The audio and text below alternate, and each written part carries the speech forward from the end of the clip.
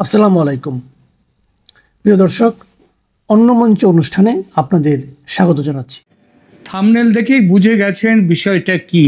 হ্যাঁ, গত কয়েকদিন ধরে যে পদ না ছাড়ার যে নাটকটা করলেন মমতা বন্দ্যোপাধ্যায়, আমাদের এই মুহূর্তে প্রাক্তন মুখ্যমন্ত্রী, তিনি পদ ছাড়ব না, পদত্যাগপত্র করব না বলে যে নাটকটা করলেন, সেই নাটকের কতটা মঞ্চ সফল হলো এবং সেই নাটকে শেষ পর্যন্ত কার অভিনয় ভালো হলো, কে হাততালি পেলেন, কে জিতলেন, এই বিষয়টা নিয়ে এখনকার আলোচনা। প্রিয় দর্শক, বাংলার রাজনীতিতে নাটক নতুন কোনো ব্যাপার নেই। এখানে বক্তৃতাও নাটক, প্রতিবাদও নাটক, নীরবতাও নাটক, আর কখনো কখনো পদত্যাগ না করা, সেটাও একেবারে পূর্ণ দৈর্ঘ্য রাজনৈতিক প্রযোজনা। এই নাটকের কেন্দ্রীয় চরিত্র মমতা ব্যানার্জি, মানে তিনি নাটকের নায়িকা বা নায়ক, যেটাই বলুন না কেন, তিনি তাই। নির্বাচনে হারার পর তিনি পদত্যাগ করলেন না, আর সেই এক সিদ্ধান্তেই পরাজয়কে তিনি প্রশাসনিক ঘটনার বদলে রাজনৈতিক সংঘাতে পরিণত করার চেষ্টা করলেন। এখানে প্রশ্ন একটাই, তিনি আসলে কি চাইছিলেন? স্রেফ চেয়ার আঁকড়ে থাকা, না তার চেয়ে বড় কিছু? রাজনীতিতে অনেক সময় হারার পর আসল খেলা শুরু হয়। জেতা মানুষ সরকার পায়, কিন্তু হারা মানুষও কখনো কখনো গল্পটা কেড়ে নেয়ার চেষ্টা করতে পারে, কখনো কখনো গল্পটা সে কেড়ে নিতেও পারে। যেমন একটা দেখুন, এই যে প্রথমটা, যে হারা মানুষ সরকার পায় না, সেটা পশ্চিমবঙ্গে দেখা গেল। আবার জেতা মানুষও যে কখনো কখনো সরকার পায় না কিংবা নানা রকম জটিলতা ওঠে, সেটা এই মুহূর্তে তামিলনাড়ুতে দেখতে পাচ্ছেন। আমরা তামিলনাড়ুর আলোচনা করব না, করব এখন পশ্চিমবঙ্গের আলোচনা। মমতার হিসেবটা সম্ভবত ছিল এই, আমি যদি নিজে না সরি তাহলে আমাকে সরাও, আমি মারব, আমি নিজে সরব না, তোমরা আমাকে সরাও। আর যদি আমাকে সরাতে হয় কিংবা সরাতে যাও, তাহলে আমি চিৎকার করে বলবো, দেখুন, গণতন্ত্রে নির্বাচিত এক নেত্রীকে জোর করে নামানো হলো।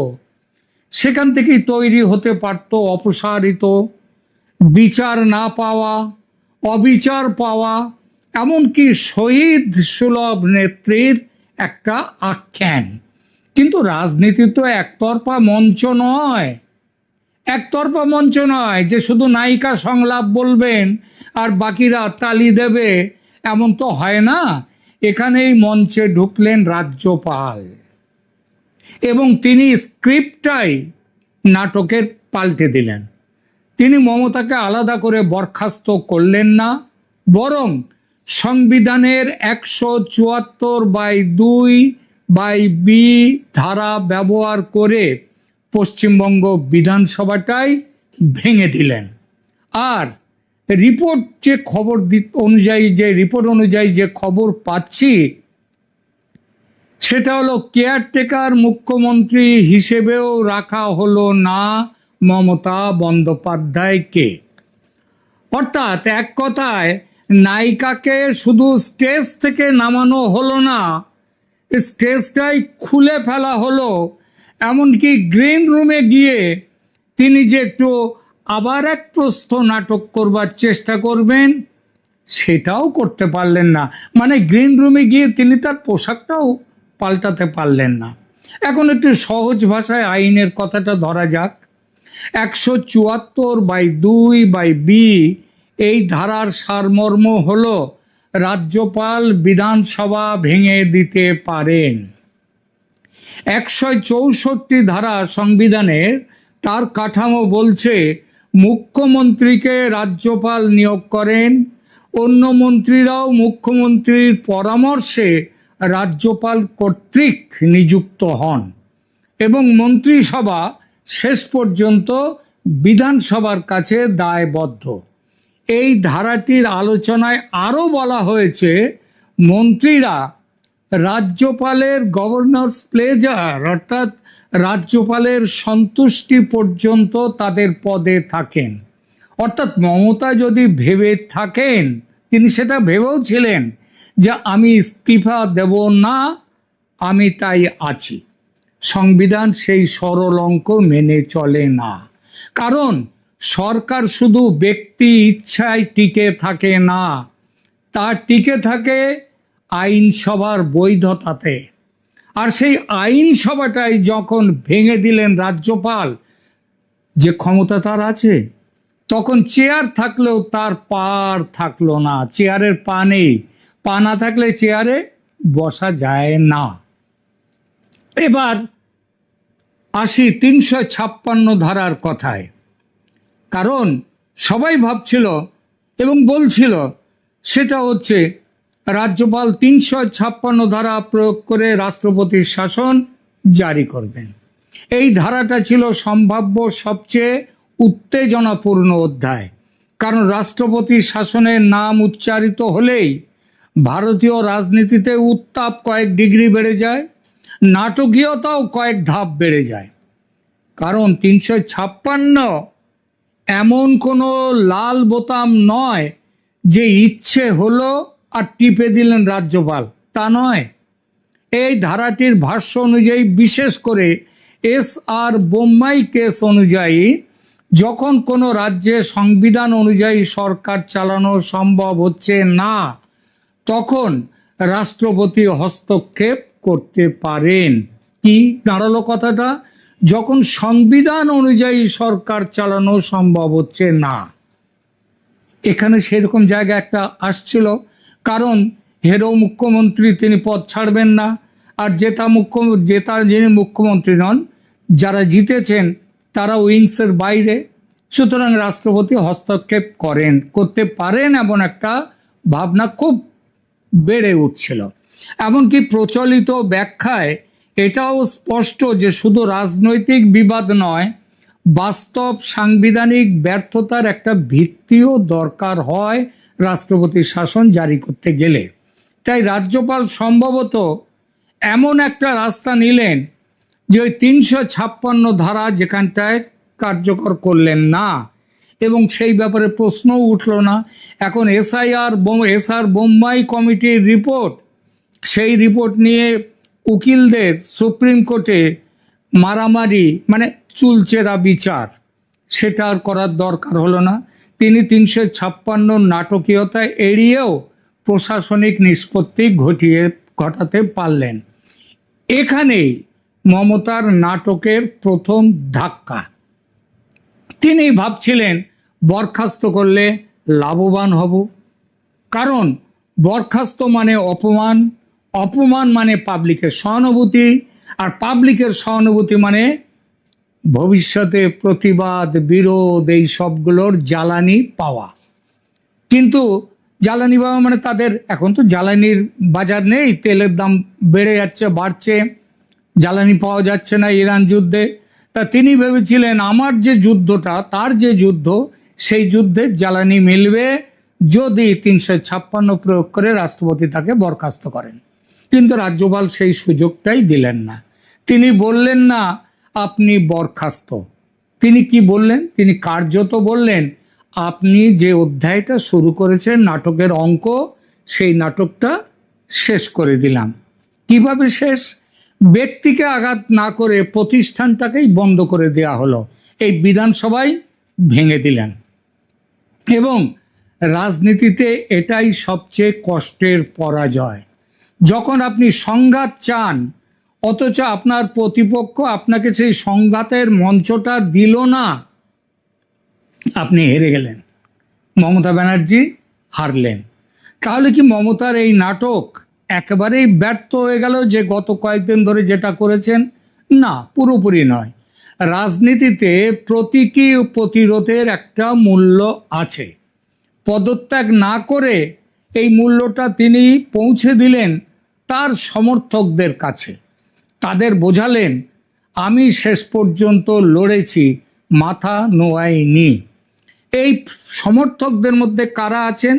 একজন উত্তরপ্রদেশের প্রাক্তন মুখ্যমন্ত্রী, সেখান থেকে লাল টুপি মাথায় দিয়ে সমাজতন্ত্রী নেতা অখিলেশ প্রতাপ যাদব এসে গতকাল মমতা ব্যানার্জির ঘরের দরজায় দাঁড়ালেন তার সঙ্গে অভিষেকের সঙ্গে গিয়ে, এবং মমতা বেরিয়ে আসতেই তিনি বললেন, আপনি হারেননি, আপনি হারেননি, হারেননি তোকে জিতেছেন। এ প্রশ্ন উঠতেই পারে, কিন্তু দেখুন একটা বার্তা তো তিনি বিরোধীদের দিলেন, এবং ওই ইন্ডি জোটের যারা আছে তারা ভাবছে মমতা কত বড় লড়াকু যে তিনি হেরে গিয়েও লড়াইটাকে কোন জায়গায় পৌঁছে দিলেন। এই বার্তাটাই গুরুত্বপূর্ণ, কারণ হারার পর তার দল ভেঙে পড়ে। কোনো কেউ যদি হারে তার দল ভেঙে পড়ে, শুধু ভোটের ফলে নয়, মানসিকভাবেও। একজন নেতা যদি সেই মুহূর্তে তার লড়াকু ভঙ্গি বজায় রাখেন, তাতে তার যারা কোর ভোটার, কোর সমর্থক, কর্মী, তারা কিছুটা অক্সিজেন পায়। অর্থাৎ আবেগের বাজারে মমতা হয়তো পুরো লস খেয়ে বেরুলেন না, তবে তিনি কিছুটা শেয়ার হয়তো ধরে রাখতে পেরেছেন, যদিও সেই শেয়ারের দাম একেবারে ধস নামছে সেই শেয়ারের দামে। কিন্তু রাজনীতি তো শুধু কোর ভোটারের খেলা নয়, রাজনীতিতে নিরপেক্ষ দর্শক আছে, ক্লান্ত মধ্যবিত্ত আছে, এমন মানুষও আছে যারা নাটক পছন্দ করে কিন্তু খুব লম্বা সিরিয়াল পছন্দ করে না। তারা নাটক দেখতে ভালোবাসে, দীর্ঘ সিরিয়াল ভালোবাসে না। তাদের চোখে এই ঘটনাটা কেমন দেখালো? একটা সম্ভাব্য ছবি হলো, পরাজয় মেনে না নিয়ে শেষ মুহূর্ত পর্যন্ত চেয়ারে ওই লেগে থাকার চেষ্টা। একেবারে সেই ফেভিকলের একটা বিজ্ঞাপন ছিল না, একটা ছোট্ট একটা গাড়ির মধ্যে চারদিকে লোক নিয়ে যাচ্ছে, গাড়িটা চলছে, সেই বিজ্ঞাপন মানে লেগে থাকা, এঁটে থাকা, সেইটা হচ্ছে ফেভিকলের বিজ্ঞাপন ছিল। তো মমতা ব্যানার্জি যেটা করলেন, এটা ভবিষ্যতে ফেভিকলের বিজ্ঞাপন হতে পারে। আমার একটি প্রতিবেদনে একজন দর্শক, আমি তাকে এই মুহূর্তে তাকে এই সম্মানটা দিচ্ছি, এই কথাটা তার মাথায় এসছে। তিনি বলে দিলেন মমতা বন্দ্যোপাধ্যায় যা করছেন, চেয়ারে যেভাবে এঁটে থাকার, লেগে থাকার চেষ্টা করছেন, এটা ফেভিকলের বিজ্ঞাপন হতে পারে, যে কেউ তাকে সরাতে পারছে না। তো এই চেষ্টাটা দেখা গেল। আর একটা ছবি, একজন লড়াকু নেতা যিনি জানেন তিনি হারবেন, তবুও তিনি প্রতিরোধ দেখাচ্ছেন। সমস্যা হলো এই দুই ছবির মধ্যে দ্বিতীয়টাকে শক্তিশালী করতে দরকার ছিল দৃশ্যমান অপসারণের নাটক। অর্থাৎ তাকে যদি রাজ্যপাল পুলিশ পাঠিয়ে কিংবা অন্য কোনোভাবে সেখান থেকে টেনে বার করে দেওয়ার চেষ্টা করত, তার নবান্নে যাওয়া নিষেধ ছিল, মানে অলিখিতভাবে, কারণ গেলেই তো ফাইল চুরি করতে পারেন, সুতরাং যাওয়ার কথা ছিল না। কিন্তু তিনি যদি নবান্নে যাওয়ার চেষ্টা করতেন, আমার ধারণা তাকে নবান্নে ওখানকার গার্ডরা ঢুকতে দিত না, সিএপিএফ কিংবা পুলিশ যারাই থাকুন তারা ঢুকতে দিত না। সুতরাং ওই বরখাস্ত করার চেষ্টা করলে শক্তি প্রয়োগ করে তিনি নাটকটা তৈরি করতে পারতেন, কিন্তু সেইটা করতে পারলেন না।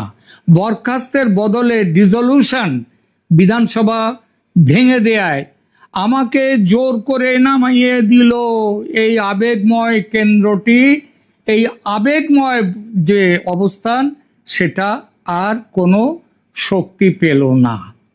এবার একটু লাভ ক্ষতির খাতা খুলি। প্রথম খাতা আইনি লাভ। আইনের দিকে উনি যদি জানতেন যে এইটা করলে, যদি সরকার করে, মানে রাজ্যপাল করেন, তাহলে আইনগত দিক দিয়ে তিনি লাভ পাবেন, কিন্তু আইনগত লাভের প্রাপ্তি তার কাছে কার্যত শূন্য। তিনি পদত্যাগ করলেন কি করলেন না, শেষ পর্যন্ত সরকার রইল কি রইল না, বিধানসভা রইল কি রইল না, কেয়ারটেকার অবস্থানও তার থাকলো না, তিনি কোনোটাই পেলেন না। এবং আইনের আশ্রয় নেয়া, আদালতের আশ্রয় নেয়া, যদিও তিনি হারা কেসেও আদালতে যান, কিন্তু মনে রাখতে হবে সেই কোনো কেসে তিনি জিততে পারেননি আদালতে। আদালতে মুখ্যমন্ত্রী হিসেবে তিনি যে ঝাড় খেয়েছেন এ পর্যন্ত ভারতের কোনো মুখ্যমন্ত্রী কোনোদিন খেয়েছে কিনা সেটা নিয়ে একটা গবেষণা করার দরকার নেই, বলে দেওয়া যায় ওই প্রতিযোগিতায় মমতা সবার আগে। দ্বিতীয় খাতাটা সুতরাং তার কোনো লাভ হয়নি, প্রাপ্তি শূন্য। দ্বিতীয় খাতা রাজনৈতিক বার্তা, এখানে তিনি কিছু নম্বর পেয়েছেন, তিনি দেখাতে পেরেছেন পরাজয়ের পরেও তিনি এক ধাক্কায় মঞ্চ ছাড়ার মানুষ নন, যেটা স্ট্যালিন ছেড়ে দিয়েছেন, বিজয়ন ছেড়েছেন, দেশের সবাই ছেড়েছে। তো এই যে লড়াকু, এই লড়াকুর কতটা মর্যাদার আর কতটা লজ্জার সেটা অবশ্য আলাদা কথা। 3 নম্বর খাতা হলো বড় ন্যারেটিভের যুদ্ধ। এখানেও তিনি কাঙ্ক্ষিত জয় পেলেন না, কারণ শিরোনাম পেয়েছেন সারা ভারতে, কেন অনেক জায়গাতে, ভারতের বাইরেও। বাংলাদেশে কারা বলেছে মমতা লড়াই করে যান, আমরা আপনার সাথে থাকি, জামাত বলেছে। বাংলাদেশে 17 কোটি মানুষ নাকি মমতার সাথে আছে। মানে সত্যি বাংলাদেশ ওরে নিজে কি খাবি, নিজে পায় না শুতে, শঙ্করা রেখে ডাকছে। তাই বাংলাদেশের জামাতের হচ্ছে সেই প্রশ্ন, সেই অবস্থা। এবার আসি এই প্রশ্ন, কার দিকে পাল্লা ভারী হলো? মমতার খাতা তো প্রায় কোনো লাভের অঙ্ক নেই। কার দিকে পাল্লা ভারী? রাজ্যপালের দিকে নিঃসন্দেহে। কারণ তিনি এমন এক সাংবিধানিক পথ নিলেন যাতে প্রশাসনিক সমাপ্তি হলো, আবার ব্যক্তিগত বরখাস্তের নাটক তৈরি হলো না। একই সঙ্গে 356 ধারার যে ভারী অস্ত্র সেটাকেও সামনে আনতে হলো না। রাজনৈতিক প্রতিপক্ষের দিকে কতটুকু পাল্লা ঝুঁকলো?